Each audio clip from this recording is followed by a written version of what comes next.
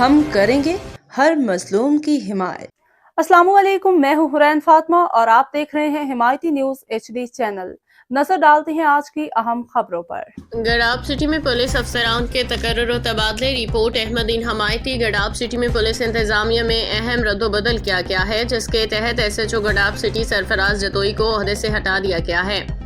ذرائع کے مطابق جاوید ابڑو کو گڈاب سٹی کا نیا SHO تعینات کر دیا گیا ہے، جو علاقے میں امن و امان کی صورتحال کو بہتر بنانے کے لیے اپنی ذمہ داریاں سنبھالیں گے۔ دوسری جانب اللہ بچاؤ کو میمن گوٹ میں تعینات کیا گیا ہے، جہاں وہ علاقے میں امن و امان کے قیام اور جرائم کی روک تھام کے لیے خدمات انجام دیں گے۔